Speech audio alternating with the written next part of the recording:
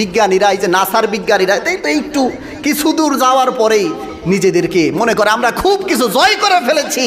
কিন্তু আমার আপনার নবী সম্পর্কে আল্লাহ রাব্বুল আলামিন বলেন, ও আমার নবী, আমি আপনাকে সাধারণ কোনো মানুষ হিসাবে পাঠাই নাই, সারা বিশ্বের সকল মানুষের জন্য আমি নবী আপনাকে টিচার হিসাবে পাঠাইছি। সুবহানাল্লাহ। শিক্ষক হিসাবে পাঠাইছি, মুআল্লিম হিসাবে আমি আপনাকে পাঠাইছি। এখন আমার আপনার নবীকে যদি আল্লাহ তাআলা ১৫০০ বছর এইগুলো না দেখান, উপরে যদি না নিয়ে যায়, তাহলে তো ১৫০০ বছর পর এরকম নাসার বিজ্ঞানী বের হবে, তারা মঙ্গল গ্রহে যাবে, তারা চাঁদের দেশে যাবে। আল্লাহ তাআলা জানতো কি জানতো না? জানতো না আল্লাহ তাআলা? জানতেন। তো আল্লাহ যদি এই ভ্রমণটা না করাতে, তাহলে এই বিজ্ঞানীরা কি বলতো?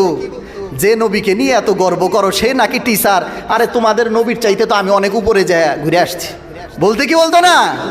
এই জন্য আল্লাহ রাব্বুল আলামিন এমন এক কাজ করালেন আমার আপনার নবীকে দিয়ে, এমন মুআজিজা, এমন অলৌকিকতা দেখালেন যে শুধু আপনার প্রথম আসমান নয়, শুধু চাঁদ নয়, শুধু নক্ষত্র নয়, 7 আসমান ভেদ করে, লৌহ কলম ছেদ করে, জান্নাত জাহান্নাম দেখিয়ে, আল্লাহর সাথে মিটিং করিয়ে রাতারাতি পৃথিবীর জমিনে পাঠাইয়া দিয়েছে। সুবহানাল্লাহ।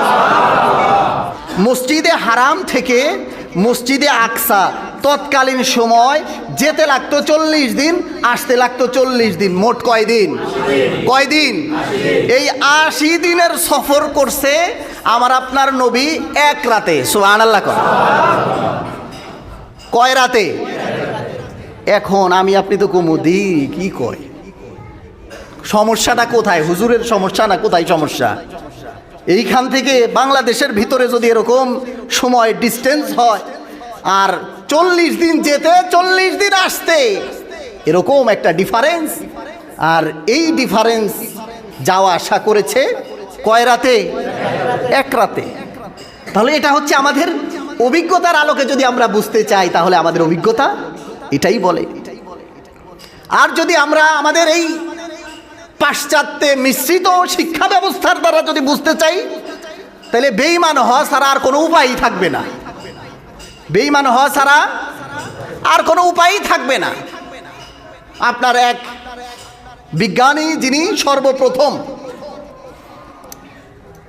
সর্বপ্রথম চাঁদে গমন করেছিলেন 1969 সালের 20শে জুলাই, সর্বপ্রথম তিনি যে চাঁদে গমন করলেন, চাঁদে গিয়েছিলেন, সর্বপ্রথম চাঁদে যান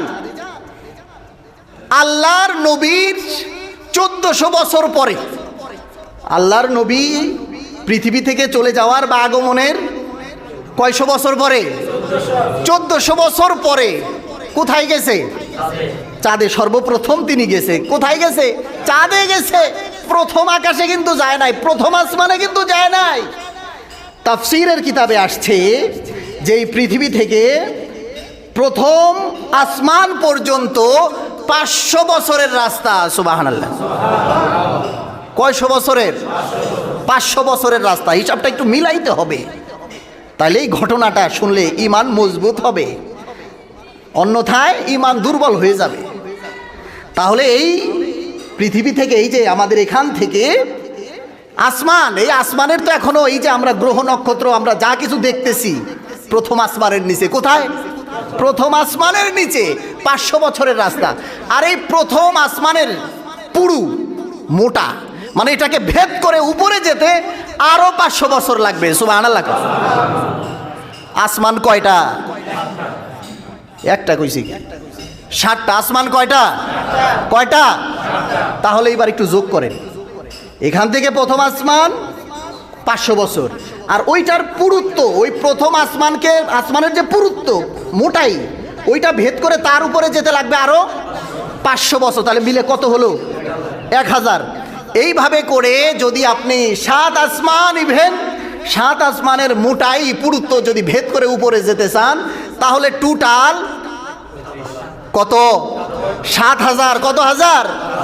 কারণ খালি যেটা এটা হচ্ছে 7000 বল, আবার ওইটার আসমান যে যেমন কিভাবে বুঝাই, যেমন এই যে কাঠ দেখতেছেন, এটা হচ্ছে নিচের অংশ, এই কাঠের একটা পুরুত্ব আছে না, এই যে মোটা ভাবটা আছে না, তো এই যে আসমান, যে আপনি যেই নিচের থেকে উপরে যে আসবেন, এই মোটাই এখান থেকে এখানে আসতে এই মোটাইটাই 500 বছরের রাস্তা। সুবহানাল্লাহ। তাহলে মোট কয় হাজার বছরের রাস্তা হইছে? 7,000 বছরের রাস্তা। কয় হাজার বছরের? 7,000 বছরের রাস্তা। বিজ্ঞানীরা, এই যে নাসার বিজ্ঞানীরা, তাই তো একটু কিছু দূর যাওয়ার পরেই নিজেদেরকে মনে করে আমরা খুব কিছু জয় করে ফেলেছি। কিন্তু আমার আপনার নবী সম্পর্কে আল্লাহ রাব্বুল আলামিন বলেন, ও আমার নবী, আমি আপনাকে সাধারণ কোনো মানুষ হিসাবে পাঠাই নাই, সারা বিশ্বের সকল মানুষের জন্য আমি নবী আপনাকে টিচার হিসাবে পাঠাইছি। সুবহানাল্লাহ। শিক্ষক হিসাবে পাঠাইছি, মুআল্লিম হিসাবে আমি আপনাকে পাঠাইছি। এখন আমার আপনার নবীকে যদি আল্লাহ তাআলা 1,500 বছর এইগুলো না দেখান, উপরে যদি না নিয়ে যায়, তাহলে তো 1,500 বছর পর এরকম নাসার বিজ্ঞানী বের হবে, তারা মঙ্গল গ্রহে যাবে, তারা চাঁদের দেশে যাবে। আল্লাহ তাআলা জানতো কি জানতো না? জানতো না আল্লাহ তাআলা?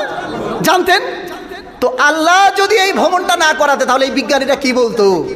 যে নবীকে নিয়ে এত গর্ব করো, সে নাকি টিচার। আরে তোমাদের নবীর চাইতে তো আমি অনেক উপরে যায় ঘুরে আসছি, বলতে কি বলতো না? এই জন্য আল্লাহ রাব্বুল আলামিন এমন এক কাজ করালেন আমার আপনার নবীকে দিয়ে, এমন মুআজিজা, এমন অলৌকিকতা দেখালেন যে শুধু আপনার প্রথম আসমান নয়, শুধু চাঁদ নয়, শুধু নক্ষত্র নয়, 7 আসমান ভেদ করে, লৌহ কলম ছেদ করে, জান্নাত জাহান্নাম দেখিয়ে, আল্লাহর সাথে মিটিং করিয়ে রাতারাতি পৃথিবীর জমিনে পাঠাইয়া দিছে। সুবহানাল্লাহ। এখন এই নাসার বিজ্ঞানী আর পাশ্চাত্যের শিক্ষার যে আমাদের ভিতরে যেটা আছে, এইটার সাথে যদি এইটা বুঝতে যাই, বোঝা কি সম্ভব? বোঝা সম্ভব না। কখন বোঝা সম্ভব হবে? যখন আপনি কোরআনকে সামনে রাখবেন। আল্লাহ তাআলা বলেন, ওয়াল্লাহু আলা কুল্লি শাইইন কাদির। ও আমার বান্দারা শোনো, আমি আল্লাহ রাব্বুল আলামিন সর্বময় ক্ষমতার মালিক। তোমাদের শক্তি যেখানে শেষ হয়, আমি আল্লাহর শক্তি সেখান থেকে শুরু হয়ে যায়। সুবহানাল্লাহ।